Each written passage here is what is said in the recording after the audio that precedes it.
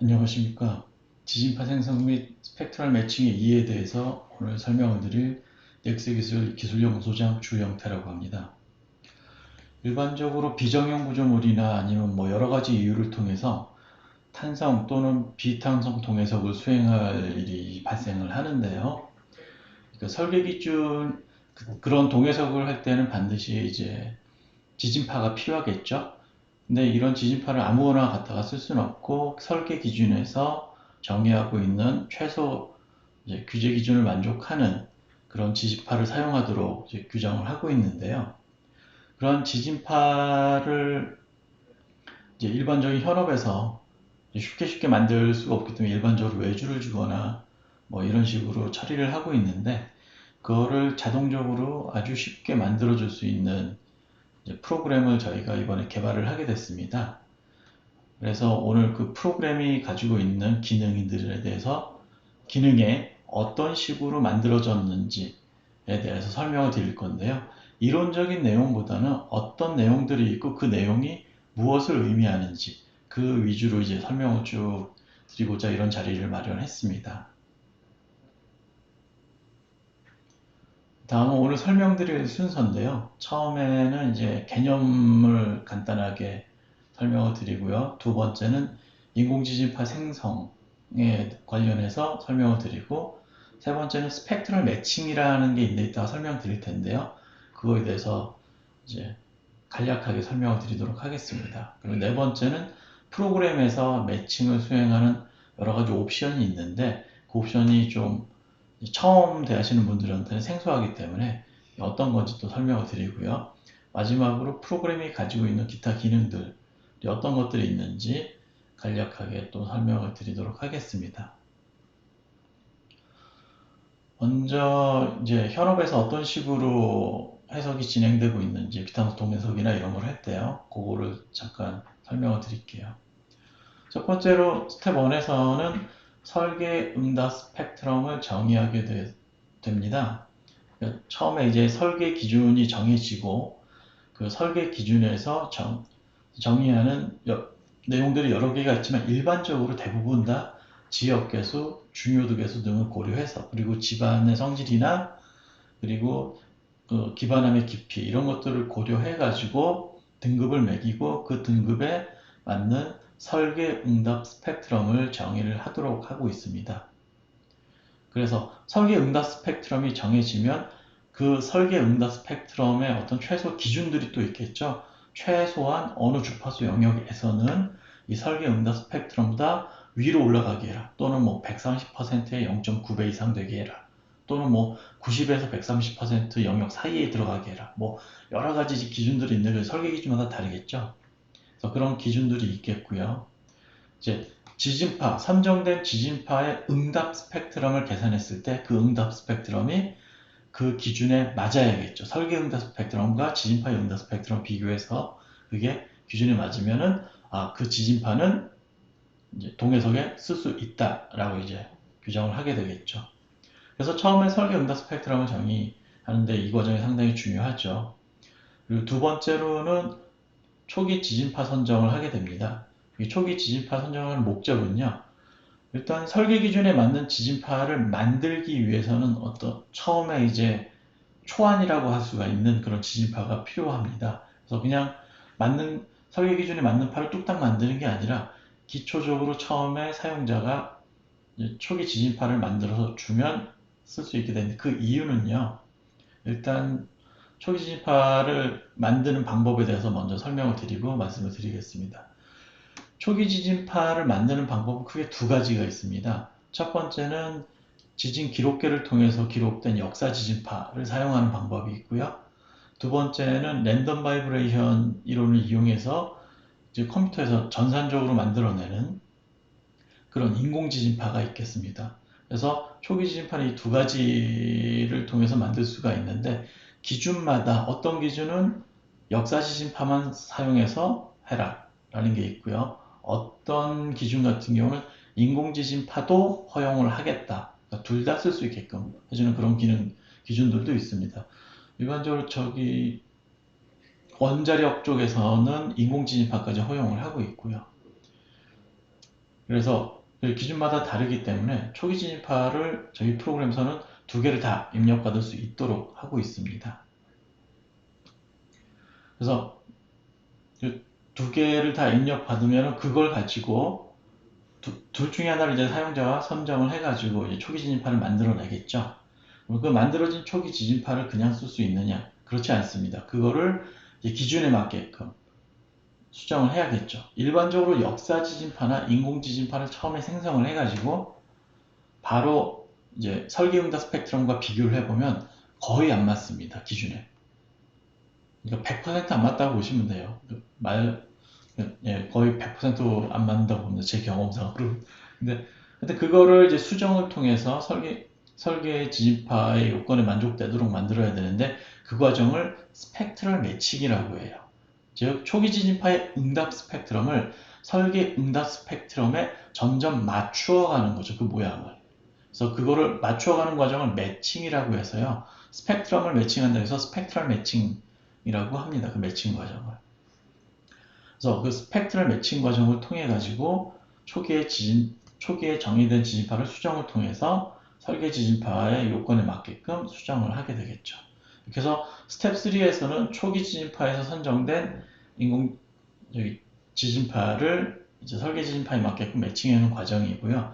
이렇게 해서 최종적으로는 설계 지진파가 완성이 되겠죠. 설계 기준에 맞는 설계 지진파가 완성이 되면 그거를 여러분들이 모델링한 동에서 즉 뭐 SSI를 통해서 하던 아니면 구조물만 딱 모델링을 해서 해석을 하던 모델링을 해놓고 거기에다가 이제 설계 지진파를 적용해서 해석을 수행을 하시게 되겠죠. 그래서 현업에서는 크게 이 네 가지 스텝으로 다 돌아가는데 저희 프로그램에서는 스텝 1과 스텝 2, 스텝 3 이 세 가지 과정을 다 통합해서 제공을 해주고 있습니다. 그래서 손쉽게 이제 뭐 지역 계수라든지 중요도 계수 아니면 뭐 심도라든지 기반한 심도라든지 이런 걸 입력을 해주게 되면 설계응답 스펙트럼을 자동으로 만들어주고요.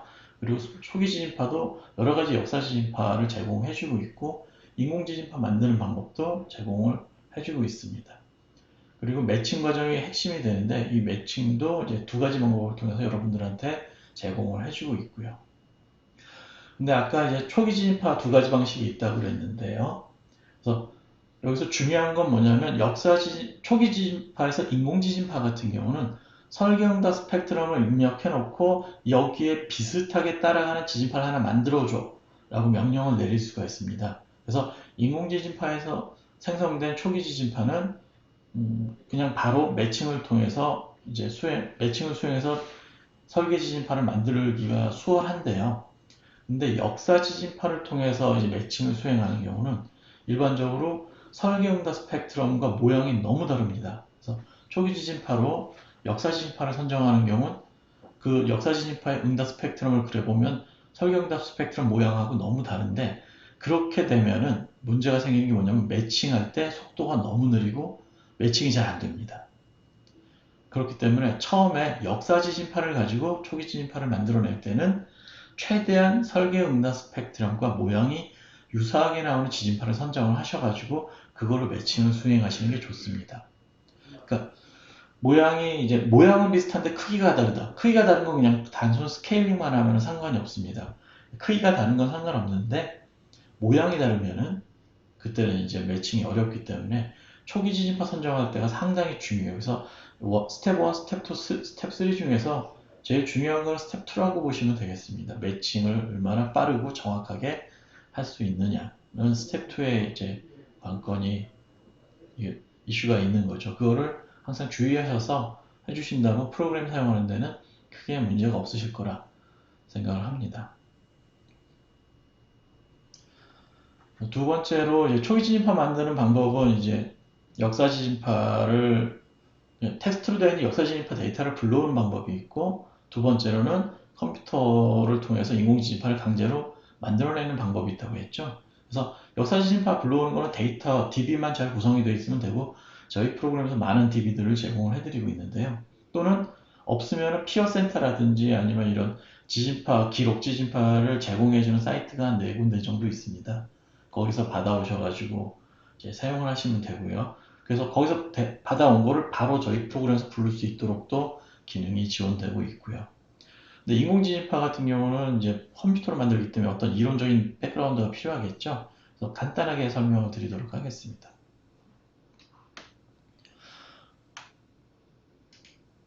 먼저 이제 인공지진파 같은 경우 보시면은 일반적인 지진파는 시간 영역에서 이렇게 이제 시간에 대한 연속된 함수로서 정의가 되죠. 기록 지진파 같은 경우 보시면은 펜 같은 걸로 흔들림을 이렇게 종이에다가 기록하는 걸 아실 거예요. 그래서 그런 거를 이제 아날로그식 데이터라고 합니다. 연속된 데이터가 되겠죠. 시간에 따라서.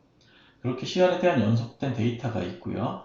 이거를 이제 주파수 영역으로 이렇게 변환을 해서 할 수가 있는데 연속된 시간에 대한 이런 지진파, 즉 소리에 대한 음파라든지 지진파와 같이 진동에 의해서 생기는 이런 파형은 각 주파수, 주기가 긴 거와 짧은 거, 뭐 이런 여러 가지 주기를 가지는 여러 주기 함수들을 합성을 해가지고 만들 수 있다는 게 밝혀졌습니다. 그래서 시간에 대한 이런 아날로그식 데이터를 이런 식으로 다 분할을 한 다음에 이거를 주기 대역별로 각 함수들을 쭉 그리는데 이 주기의 진폭이 다르겠죠.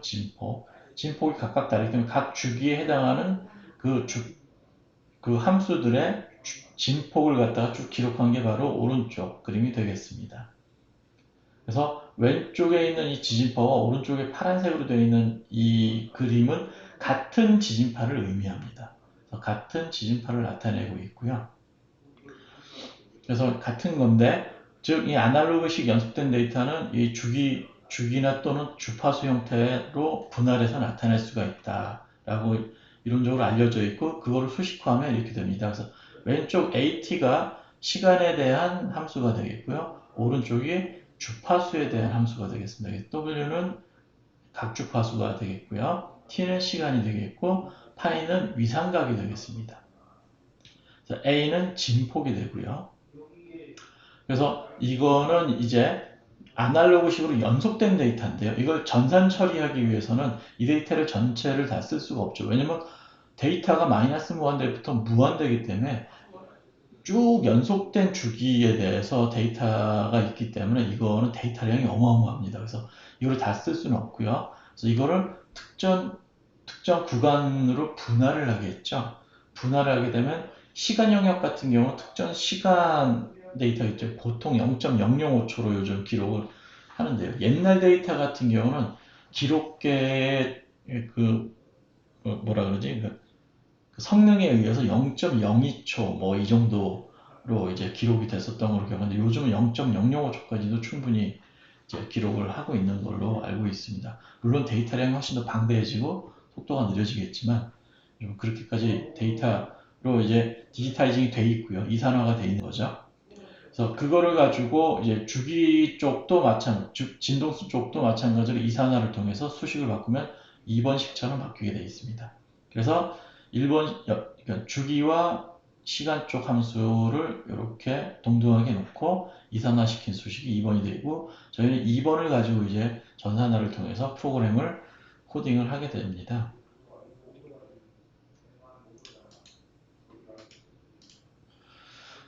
자, 다음 보시면은요. 1번식인데 1번식을 좀 생소하실 건데요. 1번식이 뭘 의미하냐면 파워 스펙트럼 덴시티 펑션이라고 합니다. 파워 스펙트럼 덴시티라는 게 있는데요. 이게 의미하는 게 뭐냐면요. 아까도 말씀드렸지만 주기에 따라서 어떤 진폭 함수가 나오죠. 근데 그 진폭 함수가 있는데 그 진폭 함수를 제곱을 해서 진폭을 제곱한 것과 이제 이 파워 스펙트럼 덴시티가 같다라고 놓고서는 그 밑에는 같다고 놓고 이제 소식을 만든 건데요. 그래서 이게 의미하는 게 뭐냐면요. 각 주파수 때의 하나의 파가, 그 주파수에 해당되는 그 파가 가지고 있는 에너지를 의미합니다. 에너지. 그래서 그 파가 이 구조물에 미칠 때 이 정도 에너지를 가지고 이 구조물에 영향을 미칠 수 있다라는 걸 의미할 수도 있습니다. 그래서 파가 가지고 있는 에너지를 나타내고 있어서 이게 상당히 중요합니다. 그래서 이 파워 스펙트럼 덴시티 펑션은 여기 보시면은 속도 응답 스펙트럼과 식이 연관이 되어 있어요. 그래서 이 속도 응답 스펙트럼 이걸 집어넣을 때 설계 속도 응답 스펙트럼을 집어넣게 되면 이제 설계 기준에서 정의한 그 응답 스펙트럼을 집어넣으시게 되면은 거기에 준하는 파워 스펙트럼 덴시티가 만들어지고요. 이를 통해서 바로 지진파를 생성해 내실 수가 있습니다. 이렇게 만들어진 지진파는 그럼 바로 설계 기준을 만족하느냐? 응답 스펙트럼 바로 만족하느냐? 그렇진 않고요. 응답 스펙트럼 이렇게 선형으로 딱 되어 있으면 거기에 아래 위로 진동하는 형태로 만들어지기 때문에 기준을 정확히 만족시키지는 않습니다. 그래서 그걸 만족될 때까지 계속 반복해서 수행을 하게 되겠죠. 근데 여기서는 초기 지진파만 만들어주는 거기 때문에 그냥 처음에 만들기만 하면 됩니다. 그래서 특정 에러 범위 내로 들어가게끔 해서 만들어주는데 아까도 말씀드렸지만 매칭을 빨리 하기 위해서는 될 수 있는 한 모양이 비슷하게끔 만들어야 되기 때문에 계속 반복 계산을 통해서 어느 정도 적당히 모양이 맞춰졌으면은 이제 그만둬라 라고 해서 그런 식으로 만들어지겠죠. 그래서 랜덤 바이브레이션 이론 같은 경우는 여기 위상각이라는 게 있는데요. 이 위상각을 랜덤하게 발생시켜서 만들어내는 것이 되겠습니다. 이 위상각은 그 주파수의 파가 가지고 있는 고유 특성이 되겠어요. 그래서 각 주파수별로 각각의 고유 특성을 위상각이 정의를 해주고 있는 거죠. 거꾸로 역사지진파를 가지고 FPT를 수행하게 되면은 진폭과 위상각으로 분할을 할 수가 있고요. 그 위상각이 각 주기별로 다 특정한 값을 가지고 있는데요. 그것들이 바로 사람들의 핑거프린트, 지문처럼 핑거프린트처럼 그 지진파가 가지고 있는 고유 특성이 되겠습니다. 그래서 일반적으로 이제 지진파를 하시는 분들은 인공지진파는 이 고유 특성을 적용할 수가 없기 때문에 역사지진파를 가지고 수정을 통해서 하는 게 좋다라고 말씀하시는 분들도 있어요. 그래서 아직까지 기준에서는 인공지진파를 많이 안 쓰고 있습니다. 그렇지만 아까도 말씀드렸지만 원자력 쪽에서는 이제 쓰기 시작했고요. 점점 그게 쓰기 시작하는 쪽으로 가지 않을까 저도 예측을 한번 조심스럽게 해봅니다. 오른쪽 같은 경우는 이제 프로그램 내에서 코딩이 된 순서도이고요. 이 순서도는 딱 보시면 뭐 아시겠지만 공개된 소스 코드가 있습니다. 심케라는 게 있는데요. 그 심케랑 이론적으로 똑같습니다. 이론적으로 똑같은데 거기가 조금 수정해가지고 좀 더 성능을 좋게 한 거고요. 그래서 이 순서도는 그 심케에 있는 거랑 거의 똑같다고 보시면 될 것 같아요. 이렇게 해서 인공지진파에 대해서 간단하게 설명을 드렸습니다. 다음은 이제 스펙트럴 매칭에 대해서 설명을 드리도록 하겠습니다. 먼저 스펙트럴 매칭을 해야 되는 이유에 대해서 설명을 먼저 드릴게요. 기존의 현업을 수행하시는 분들이 이미 이제 설계 지진파를 만들고 계셨습니다. 어떻게 했냐면 역사 지진파를 불러와서 모양이 비슷한 걸 불러오셔가지고 보통 한 3개에서 7개 사이로 이제 불러오시겠죠. 7개 정도 불러오신 다음에 그 모든 지진파를 여기 보시면은 밑에 그림에 보시면 검정색이 설계 응답 스펙트럼이고요.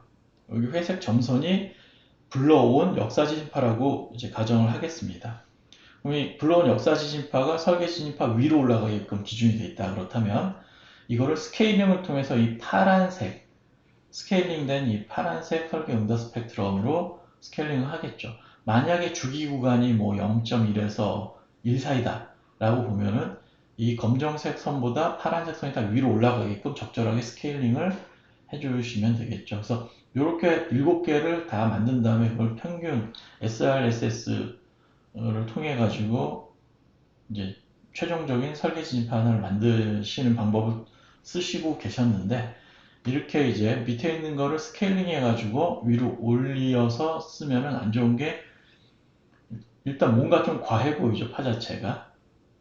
이게 뭐 과한 이유를 말씀을 드리면은요. 기존 지진파를 그러니까 지진파의 응답 스펙트럼을 위로 올린다는 얘기는 스케일링을 한다는 얘기는 지진파의 진폭 자체를 스케일링하는 것과 같습니다. 그렇게 되면 이제 PJ 값이 올라가겠죠. PJ가 올라간다고 위험한 게 아니라 그 PJ 올라간 그 지진파를 가지고 FFT 해석을 하시게 되면은 진폭 자체가 딱 스케일링 배만큼 커지게 됩니다.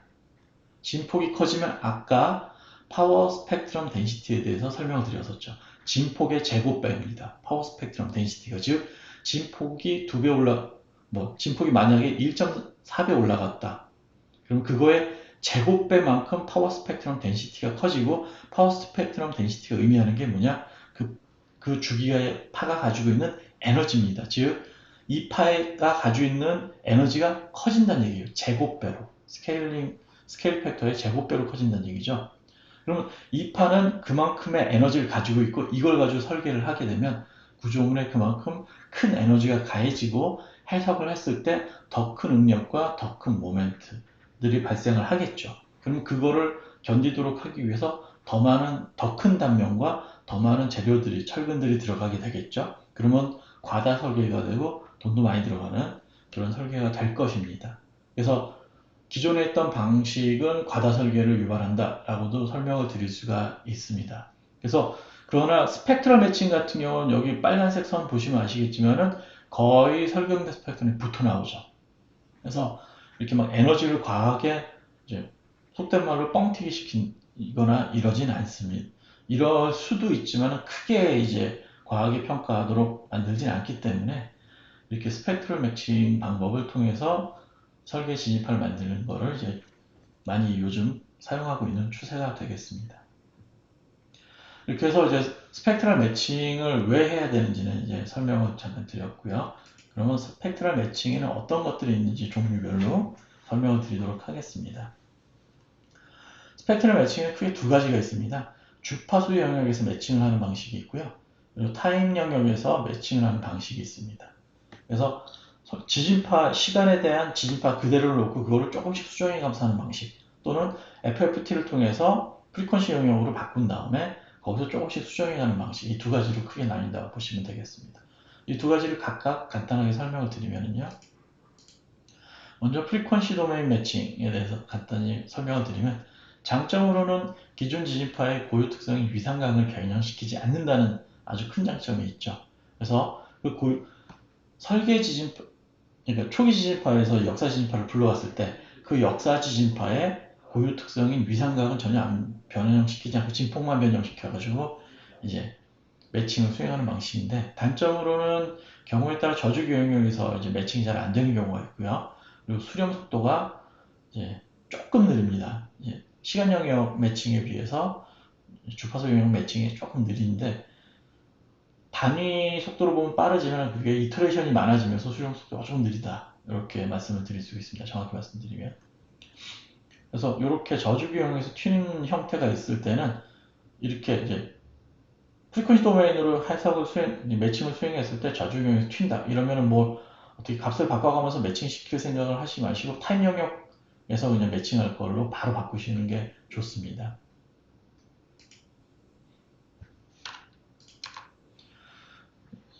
여기에 보여지는 그림은 이제 프리퀀시 도메인 영역에서의 그림인데요.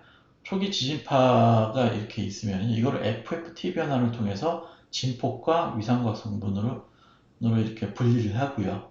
위상각은 그대로 두고 진폭만 가지고 이제 건드리는데요. 어떻게 하냐면 원래 있던 지진파의 응답 스펙트럼을 그려본 다음에 그 응답 스펙트럼과 설계 응답 스펙트럼 사이에 어느 정도 갭이 있겠죠. 이제 그 갭만큼 조정을 해주기 위한 값이 나올 텐데, 스케일 팩터가 나올 텐데요. 조정을 해주기 위한 그 스케일 팩터를 프리퀀시 영역, 그러니까 FFT에서 나온 여기에 진폭을 그만큼 스케일링을 해줍니다.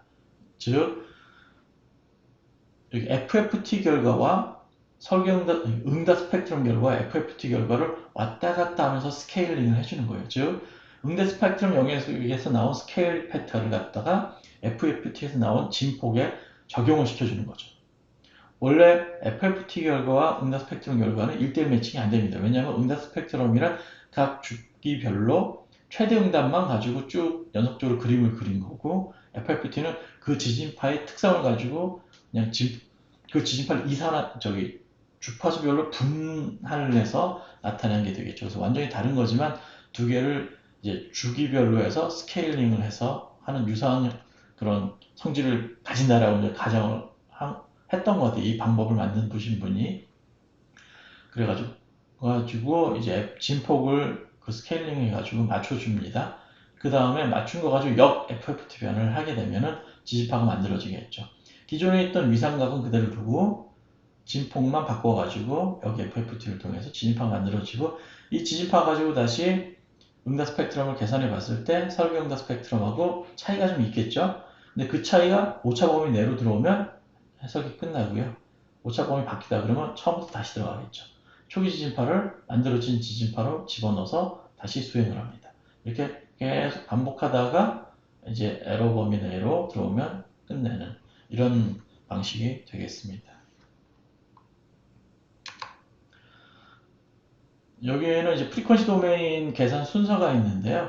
하나하나 자세히 좀 설명을 써놨습니다. 그래서 이거는 이제 현업에 계신 분들 중에서도 궁금해 하시거나 또는 공부를 좀 하시는 분들, 대학원이나 이런 데 계신 분들은 어떤 식으로 적용이 되는지를 좀 더 자세히 썼기 때문에 이것만 보고도 어떤 내용인지를 쉽게 아실 수 있도록 좀 자세히 써보려고 노력을 했습니다. 이제 다음은 타임 도메인 매칭에 대해서 설명을 드릴 건데요. 타임 도메인 매칭은 시간 영역의 충격 하중 형태의 웨이블렛이라는 거를 갖다가, 이 웨이블렛도 시간에 대한 함수인데요. 그거를 기존 지진파에다가 어떤 충격파를 더해서 파를 수정하는 겁니다. 그런 거를 이제 기본 개념으로 컨셉으로 잡고서는 하는 매칭 방법이다 라고 보시면 되겠습니다. 1981년에 시작됐고요. 87년과 88년에 본격적으로 이제 연구가 시작되면서 최근에 이제 아브람슨 교수님이라는 분에 의해서 거의 정점에 이르렀죠. 그분이 거의 완성시켰다 보시면 될 것 같습니다. 장점으로는 멀티 댐핑을 고려할 수 있다. 이게 되게 중요한데요. 기존의 프리퀀시 도메인 같은 경우는 댐핑을 하나만 고려할 수 있어요. 5% 댐핑이다. 아니면 뭐 2% 댐핑이다. 이렇게 하나만 고려할 수 있었는데, 이 타임 도메인 댐핑 같은 경우는 하나의 지진파에 댐핑을 5개를 주게 되면 응답 스펙트럼이 5개가 나옵니다. 지진파는 하나지만 응답 스펙트럼이 5개가 나오고요. 그리고 지금 이 5개의 기준은 원점 기준입니다. 원점 기준 같은 경우는 하나의 지진파에서 5개의 댐핑에 대해서 다 매칭을 시켜라 라고 되어 있어요.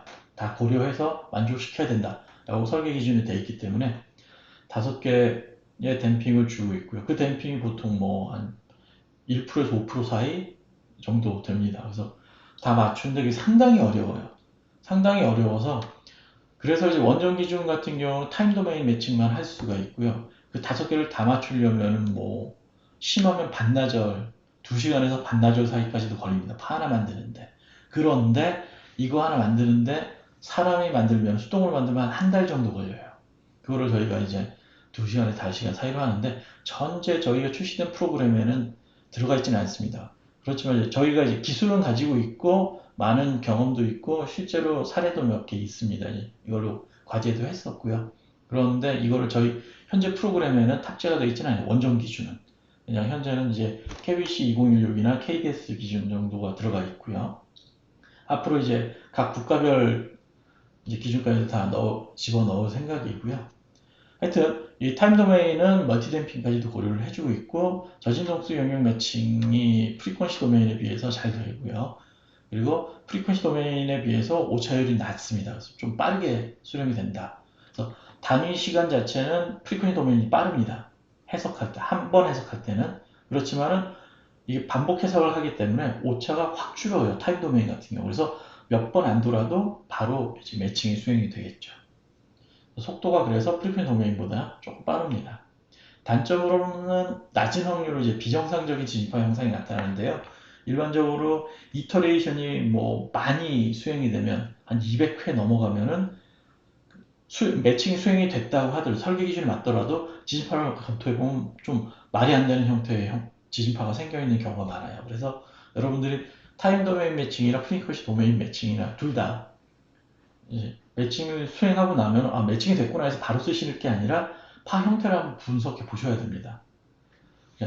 분석이라기보다는 그냥 대충 봤을 때 이렇게 모양이 나올 수도 있다 라고 리저너블하게 상식적으로 판단하셔가지고 그냥 넘어갔을 수도 있고, 아니면 말도 안 돼, 어떻게 이런 게 나와, 이런 모양이 실제로 나와요. 그런 모양이 보시면은. 그래서 그런 게 나오면은 걸러주시고, 다 원래 있던 지지파를 바꾸거나 아니면은 저기 다른 매칭 방법을 쓰거나 해서 수행하시는 게 좋습니다. 이건 타임 도메인 매칭 방법인데요. 원래 지진파가 있고요. 여기에다가 이런 웨이블렛 함수를 집어넣는다 그랬죠. 이렇게 웨이블렛 함수를 원래 지진파에 합쳐가지고 이렇게 만들어 줍니다. 이거 가지고 응답 스펙트럼을 만들어 봤을 때 오차가 좀 생겼다. 그러면 다시 두 번째 웨이블렛을 만들어서 집어넣습니다. 그래가지고 다시 응답 스펙트럼 해봤더니 괜찮네 싶으면 수렴이 됐다. 그래서 이렇게 만들어주는 거고요. 안 되면 계속 이 과정을 반복하겠죠. 또 다른 웨이블렛 넣어보고 해가지고. 그래서 이 웨이블렛이 여기서는 핵심 포인트가 되겠습니다. 자, 그거를 수식적으로 나타내면 간단하게 이렇게 나타낼 수가 있고요. 여기에는 잔차가 있고, 이거 이제 말씀드렸지만, 이게 진폭과 이게 주기, FFT를 통해서 나온 주기가 되겠죠. 이 두 개를 합쳐가지고 이런 식으로 선형 대소 방정식을 만들어서 해석을 수행하는 방법이 되겠습니다. 여기 보시면 이제 웨이블렛 탐사에 대해서 간단히 설명을 드릴 건데요. 1987년에 나온 웨이블렛 같은 경우는 이렇게 만들어졌습니다. 이렇게 만들어졌는데 가속도 영역과 속도 영역 그리고 변이 영역으로 각각 이제 구분을 했는데, 가속도형에서는 이렇게 0에서 시작해서 0으로 끝나는 이쁜 함수가 되겠는데, 이거를 한번 적분해서 속도형을 보시면 여기 잔류 속도가 남아있죠. 이렇게 적분을 수행했더니 이것도 한번 적분을 했더니 잔류 변형이 남는데 미터 단위인데도 불구하고 엄청 크게 남습니다. 그래서 이거 계속 지진파를 하나 만들었을 때 이 웨이블렛 함수를 가지고 하게 되면은 마지막에 잔류 변이가 남는다는 얘기예요. 지진파 자체는 마지막에 잔류 변이가 빵이 돼야 되기 때문에 0이 돼야 되기 때문에 이걸 0으로 강제로 만들어준 베이스라인 컬렉션이라는 기술이 이제 더 적용이 돼서 이제 파를 더 한 번 더 변형을 시켜줘야 됩니다. 이 변형하면서 또 뭐 약간 좀 찌그러지기 때문에, 그래서 그런 것들이 조금 문제가 있는 파라고 보실 수가 있겠죠. 그래서 이런 문제가 안 생기게끔 이제 아브람슨 교수님과 그 제자분이 2010년도에 이런 웨이블렛 함수를 만들었어요. 그래서 이거는 가속도 용역, 속도 용역, 그리고 변이 영역에서 전부 다 0에서 시작해서 0으로 끝나도록 만드는 이런 멋있는 함수를 만들어서 이 웨이블렛 함수를 통해서 이제 매칭을 수행하도록 하고 있죠. 저희 프로그램에서는 이 두 번째 웨이블렛 함수가 들어가 있는 기능, 이게 탑재되어 있습니다. 이 기능이. 이렇게 해서 이제 스펙트럴 매칭 두 가지 방법에 대해서 설명을 드렸고요. 네 번째로 매칭 옵션에 대해서 설명을 드리겠습니다. 그래서 프로그램이 이제 제공해주는 기능들, 설계응답 스펙트럼을 쉽게 만들어주고 초기 지진파를 만들어주고 그 다음에 그 두 개를 맞출 수 있게끔 매칭을 해주는 기능들이 다 있는데, 그 매칭이 어느 정도 수준에 도달했을 때, 즉 초기 지진파의 응답 스펙트럼이 설계응답 스펙트럼과 어느 정도 떨어져 있다, 어느 정도 오차가 있을 때 매칭이 이제 완료됐다라고 판단할 수 있는 그 근거, 그게 바로 이제 매칭 옵션이 되겠습니다.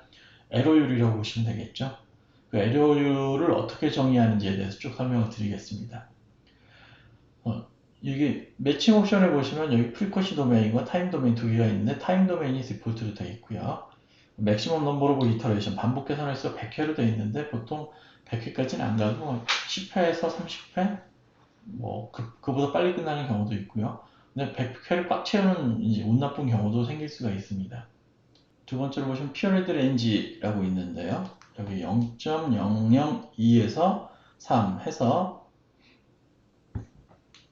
여기 디폴트로 0.002에서 3으로 되어 있습니다. 피어리드 렌지가 0.002에서 3으로 되어 있는데, 이렇게 한 이유는 일반적인 설계 기준들이 구조물의 고유 주기의 0.2에서 1.5 사이를 검토하도록 되어 있습니다. 그 사이에서 이제 설계 응답 스펙트럼보다 지진파의 응답 스펙트럼이 위로 올라가게끔 하거나 뭐 어디서부터 어디까지 배치되게끔 이렇게 규정을 하고 있기 때문에 이렇게 범위를 통해서 규정을 할 수 있게끔 되어 있고요. 이건 여러분들 직접 입력을 하시면 되는데 나는 전 구간에 대해서 다 올라가게 하고 싶다 그러면 체크를 끄시면은 전 구간에 대해서 만족되는 그런 설계 진입파가 나올 수도 있습니다. 그리고 컨버전스 파라미터가 있고 매칭 파라미터 이 두 개가 있는데요. 이 컨버전스 파라미터가 이제 매칭 오차율을 정의하는 게 되겠습니다. 매칭 기준을 오차율이라기보다는 매칭 기준이라는 게 정확한 표현일 것 같은데 매칭 기준을 정의해 주는 거고요. 매칭 파라미터는 게 있는데 이것도 이따가 설명을 드리도록 하겠습니다. 컨버전스 파라미터에 보면은요, 크게 두 가지가 있습니다. 스펙트럴 매칭 바운더리가 있고 미스매치 톨러런스라는 게 있는데요. 스펙트럴 매칭 바운더리란 이제 지금 현재 초기 지진파나 이제 매칭을 수행하고 있는 그 도중의 지진파의 응답 스펙트럼이 설계 응답 스펙트럼과 비교를 했을 때 어느 정도 위치로 떨어져 있다. 근데 그 떨어진 범위를 정해 주는 겁니다. 그래서 그 떨어진 정도가 요 정도 안으로 들어오면은 매칭이 수행됐다라고 인정을 해라 라는 뜻이 되겠고요. 미스매치 톨러런스 같은 경우는 그 떨어진 거를 갖다 백분율을 환산했을 때 그 백분율의 평균값이 어느 정도 값보다 이하면은 그냥 매칭이 수행됐다라고 간주해라 라는 기능이 되겠습니다. 그래서 먼저 스펙트럴 매칭 바운더리 기능을 보시면은요. only above target RS라는 게 있고요. user defined 이 두 가지가 있습니다. only above target response spectrum은요. 뭐냐면 타겟 리스판스라는 거는 설계응답 스펙트럼이 되겠죠. 일반적으로. 그래서 설계응답 스펙트럼보다 모든 응답 스펙트럼 위로 올라가면 지진파의 응답 스펙트럼이 설계응답 스펙트럼보다 다 위로 올라가면은 매칭이 끝났다 라고 정의하는 매칭 기준이 되겠고요. 두 번째로 user define은 뭐냐면은요. 지진파의 응답 스펙트럼 값들이 설계 응답 스펙트럼의 90에서 130% 사이에 다 존재하면 매칭이 끝났다라고 가정해라 라는 뜻이 되겠습니다. 그래서 이렇게 그림으로 보여드릴 수가 있겠죠. 그래서 검정색 설계 응답 스펙트럼에 이렇게 왔다 갔다 하면서 응답 스펙트럼, 지진파 응답 스펙트럼이 생기고 그 설계 응답 스펙트럼의 90%에서 130% 범위 안에 들어가면 이런 매칭이 끝났다라고 하게 되겠죠. 프로그램이 인식을 하고 이제 매칭을 스톱하고 설계 진입판을 출력을 해주게 되어 있습니다. 미스매치 톨러런스 같은 경우 보면 아까도 설명드렸지만 어떤 특정 주기 범위 내에서 이제 설계 응답 스펙트럼이 있고요. 지진파 응답 스펙트럼이 있는데 이 설계 응답 스펙트럼과 지진파 응답 스펙트럼 사이에 이 빨간 줄 보이시죠? 이거가 오차가 되어 있는데 이거를 설계 응답 스펙트럼에 대한 백분율로 이제 오차 백분율로 나타내서 그거의 평균값이 어떤 특정 값 프로그램에서는 0.03으로 이제 규정을 해주고 있는데 3% 오차대로 들어오면은 이제 매칭이 완료됐다라고 가정하는 건데요. 이거는 설계 지진파 만드는 목적이라기보다는 연구용 지진파를 만들 때 많이 쓰게 되겠죠. 어떤 기준을 만족시킨다기보다 그냥 이 가운데 있는 응답 스펙트럼을 쫓아가는 형태의 지진파를 만들어다오라고 했을 때 적절한 기능이라고 볼 수가 있겠습니다. 자, 다음으로는 반복 계산과 수렴에 대해서 말씀드리는데 이건 프로그램 기능 설명이라고 보시면 될 것 같아요. 간단하게. 이제 매칭 창이 되어 있습니다. 이거 설계 응답 스펙트럼 창이 있고 그리고 초기 지진파 만드는 창이 따로 있고 여기는 매칭 을 수행하는 창이 되어 있는데요. 왼쪽 밑에 보시면은 빨간색으로 not calculated라고 되는데 이거는 아직 매칭 전이다 라는 거고요. calculation completed는 매칭이 완료되어 있는 지진파구나. 그래서 이 지진파는 설계 지진파로 바로 쓰실 수가 있습니다. 그래서 이 테이블 값을 그대로 선택해서 복사하신 다음에 엑셀에 붙여 넣으시면 바로 쓰실 수가 있고요. 그리고 여기에 매칭 not converged는 매칭이 실패했다는 소리입니다. 그래서 실패 팝업창이 따로 뜨기도 하지만 이렇게 메시지로 있기 때문에 여러분들이 이제 그래서 구분을 해가지고 이제 지진파를 매칭을 수행하시면 되겠습니다. 자, 그리고 매칭 옵션에서 매칭 파라미터에 대해서 설명을 드리도록 하겠습니다. 매칭 파라미터에는 두 가지가 있는데요. Internal Scale Factor for Target RS라는 게 있고요. 그 다음에 Number of Matching Target이 있는데요. 첫 번째 거 스케일 팩터를 보시면요. 디폴트가 1.05라고 되어 있습니다. 이 1.05가 뭐냐면요. 아까도 말씀드렸지만 초기 지진파, 그러니까 지진파 매칭을 수행하게 되면 바로 이쁘게 안 나오고 이 어떤 설계 기준값을 따라서 아래 위로 진동하는 형태로 나옵니다. 진동하는 형태로 나오기 때문에 위로 가면은 이제 기준을 만족한다라고 보통 대부분의 설계 기준이 이렇게 위로 가도록 만들기 때문에 위로 가는 것들은 문제가 없는데 아래로 떨어지는 것들이 문제이죠. 그래서 이렇게 검정색을 따라 가지고 매칭을 수행을 해야 그럼 위아래로 진동하는데 아래로 내려가는 것들이 상당히 많습니다. 그래서 매칭을 수행할 때 이 검정색보단 이거보다 조금 올린 이 빨간색 설계 진입파를 통해서 하게 되면 이걸 따라가는 이게 진동하는 형태의 응답 스펙트럼이 만들어지겠고, 그렇게 되면 원래 있던 검정색 기준보다 위로 올라가는 확률이 상당히 커지겠죠. 그래서 내부적으로 이 빨간색에 맞추어 가지고 매칭을 수행합니다. 프로그램에서는. 그래서 이 빨간색 선, 이 빨간색 응답 스펙트럼을 얼마나 올릴지를 정의해주는 스케일 팩터가 되겠습니다. 1.05를 하면 5%를 위로 올리는 게 되겠죠. 그래서 이거를 많이 올리면 많이 올릴수록 매칭이 빨리 됩니다. 빨리 되지만은 아까도 말씀드렸지만 위로 올라갈수록 스케일링이 되면서 진폭이 커지고 에너지가 커집니다. 파가주는 에너지가 커지기 때문에 과다 설계가 되죠. 그래서 많이 안 올리시는 게 좋고 5%가 적당해서 이렇게 경험상 5%가 적당해서 디폴트 값을 5% 정해줬고요. 정말 나는 꼭 이 매칭 방법을 통해서 꼭 매칭을 수행해야 돼. 그리고 꼭 이 초기 지진파만 가지고 해야만 돼. 이런 아주 피치 못할 상황이 생기면은 이거를 조금 올리실 수도 있어요. 한 10%까지 올리시면은 매칭이 잘 수행되는 것을 확인하실 수가 있을 거예요. 그래서 예를 들어 보면 이제 매칭 팩터가 1.0일 때는 이렇게 진짜 검정색 설경도 스펙트럼을 따라가는 빨간색 매칭 선이 되겠죠. 그래서 초록색이 원지 지진파고요. 초기 지진파. 매칭했을 때 이 빨간색 지진파처럼 이렇게 검정색을 따라가게 되어 있는데 이거를 10% 올렸을 때는 보시면 아시겠지만 빨간색이 검정색 밑으로 내려간 게 거의 안 보이죠. 한두 개밖에 안 보입니다. 그래서 매칭 속도를 좀 더 빠르게 할 수 있다. 라는 걸 보여드리는 그림이 되겠습니다. 자, 그리고 넘버로본 매칭 타겟이 있는데요. 이건 뭐냐면요. 이제 여기 설계응답 스펙트럼이 파란색으로 되어 있고 빨간색이 이제 매칭된 스펙트럼인데 매칭을 할 때 포인트들이 있겠죠. 그러면 이 주기 간격을 몇 개로 잘라서 해석을 수행할지 애매해집니다. 일반적으로 뭐 100개에서 300개 사이인데요. 저희는 좀 더 정확하게 하기 위해서 200에서 300개 사이를 추천하고 있는데 250개 정도라고 보시면 되겠습니다. 그래서 넘버로본 매칭 타겟이 의미하는 건 뭐다?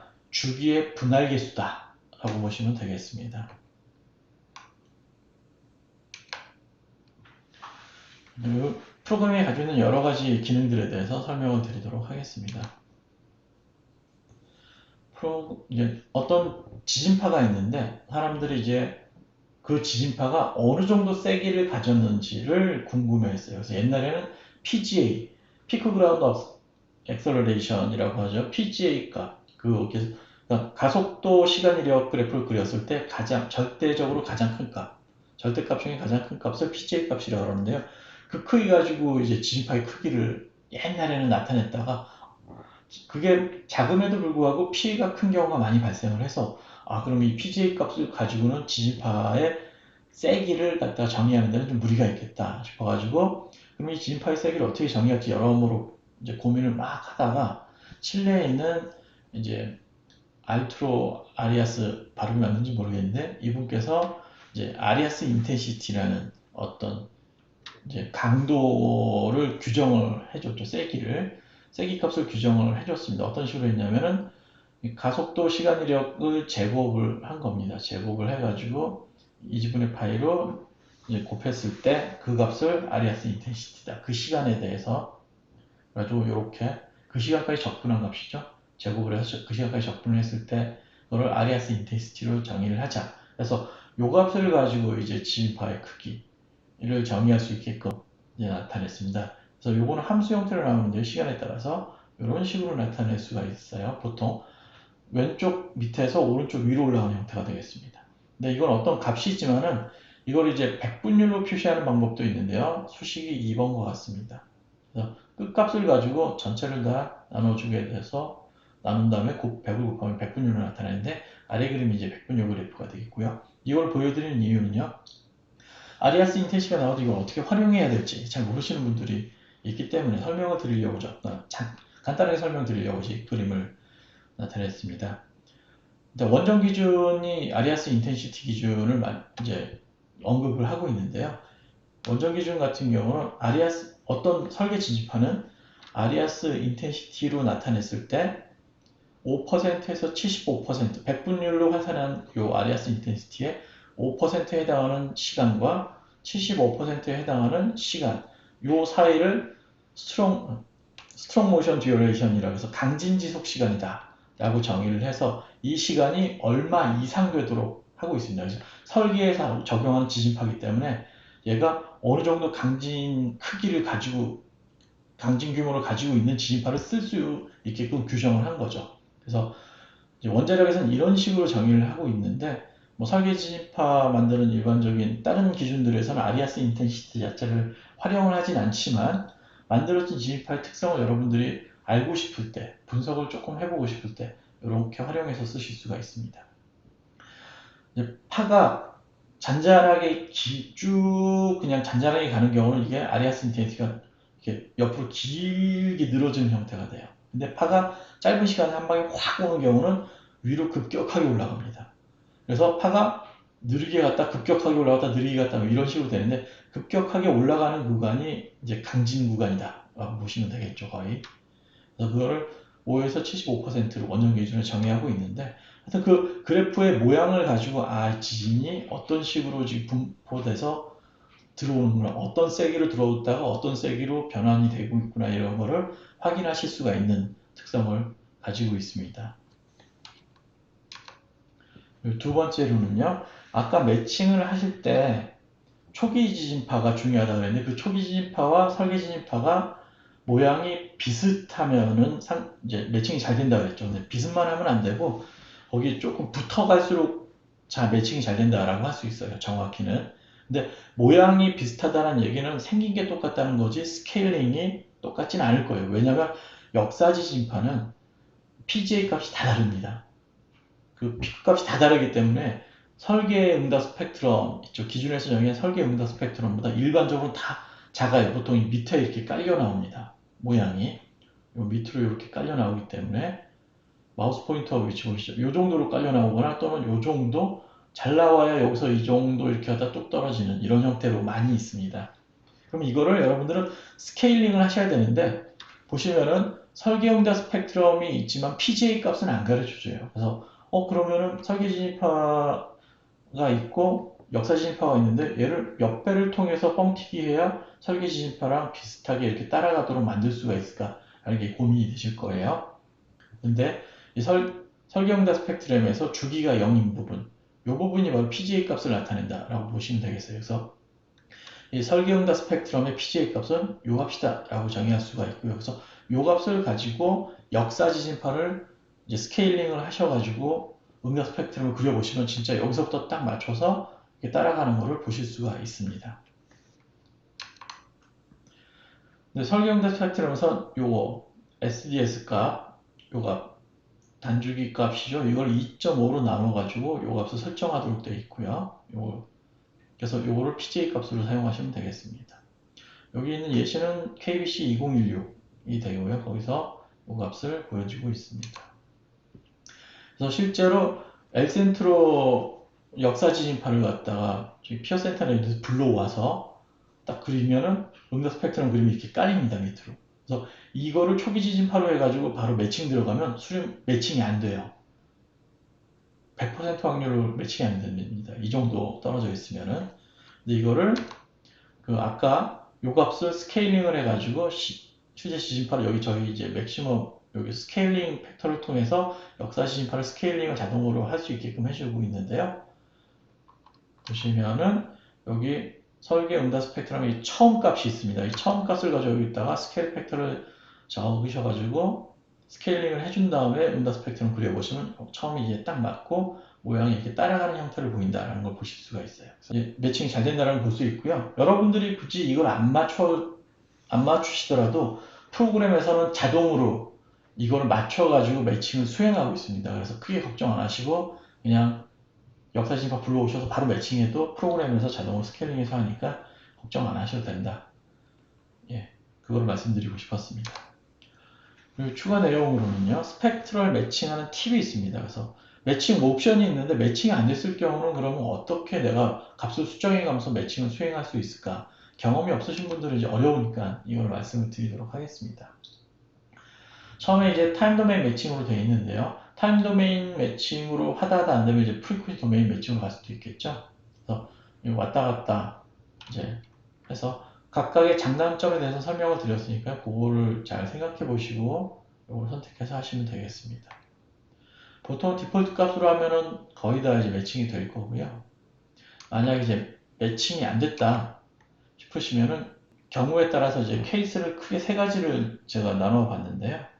보시면은요. 엑센트로 사이트 매칭을 했는데 매칭이 된 거예요. 이거는 매칭이 됐고 파란색이 설계응답 스펙트럼이 되겠고요. 이 빨간색이 이제 진입파의 매칭 결과가 되겠습니다. 매칭 결과인데 보시면은 아니 가운데 이게 좀 더 붙어 나오면 이뻐서 좋겠는데 좀 떨어져 있죠. 아 이거를 더 붙이고 싶은데 어떻게 할까라고 고민하실 수가 있겠죠. 그때는 이 허용 범위를 130%가 아니라 조금 낮춰서 120%나 110% 낮추게 되면 얘가 더 붙어 나오는 것처럼 보일 수가 있겠죠. 그래서 얘를 110%로 낮춰서 하시게 되면 이렇게 좀 더 설계 응답 스펙트럼에 붙어 나오는 결과를 보실 수가 있습니다. 그래서 나는 욕심을 좀 더 내보고 싶으실 때는 어떻게 한다? 설계 기준을, 그러니까 매칭 기준을 좀 더 엄격하게 해주시면 좀 더 좋은 결과, 이쁜 결과를 보실 수가 있다. 자, 그리고 매칭이 됐는데 전반적으로 이렇게 떠서 나오는 경우가 있어요. 전체적으로. 그러니까 욕심을 조금 낼 게 아니라 이거는 전체적으로 다운을 시켜야 되는 경우가 생길 수가 있는데 가끔 이제 프리퀀시 도메인에서 이런 결과가 생깁니다. 이런 경우가 생기는 거는 네, 경우가 거의 없긴 한데 이렇게 생겼을 때는 그러면 어떻게 하면 되느냐 보시면은요. 여기서 인터널 스케일 팩터 타겟 리스판 스펙트럼 자체를 낮추는 거예요. 이게 처음에는 5% 위로 만들었죠. 거기에 매칭을 하도록 내부적으로 프로그램이 매칭을 수행하고 있는데 그거를 원래 거에 90%로 다운시키면 이렇게 밑으로 떨어지게 되겠죠. 그래서 아 요거가 어떤 역할을 하는지 이제 대충 감이 오시죠. 요걸 수정해 주시면 이랬던 것 결과가 이렇게 붙어나오는 형태로 보실 수가 있어요. 그래서 이것도 바로 설계진 바로 쓰실 수가 있습니다. 왜냐하면 이 매칭 기준을 만족시키고 있기 때문에. 자, 그리고 세 번째 케이스가 있는데요. 세 번째 케이스 같은 경우는 프리퀀시 도메인 같은 경우에 보면 매칭이 잘 안 되는 경우가 있는데 보시면은 뭐 전체적으로 안 되는 게 아니라 한두 값이 이렇게 되게 안 되는 경우가 있어요.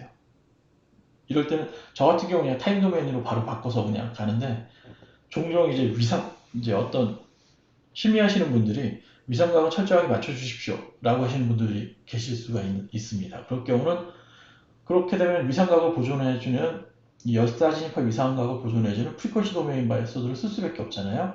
꼭 이거를 써서 이걸 맞춰야 되기 때문에 난감하실 수가 있죠. 그럴 때는 어떻게 한다? 맥시멈 이터레이션 횟수를 높이시면 돼요. 그렇게 되면 이제 들어오게 됩니다. 일반적으로. 즉 100회로 되어 있는데 얘를 200회로 바꿔서 하시게 되면 열심히 돌다 보면 얘가 이제 위상각을 해치지 않는 범위에서 매칭이 수행이 되겠죠. 요게 조슈아 모델이 이게 특히 이 부분이 잘 안 떨어져요. 제 경험을 해봤을 때 조슈아 이 지역에서 이제 이게 피어 센터에서 가져온 데이터인데요. 이 파 같은 경우가 요 딱 주기가 2인 부분에서 이제 항상 튑니다. 여기서 만족이 안 돼서 우리 200까지 올리시게 되면 만족되는 결과를 얻으실 수가 있다. 이렇게 말씀드릴 수가 있겠습니다. 이렇게 해서 발표를 마치도록 하겠습니다. 지금까지 들어주셔서 감사합니다.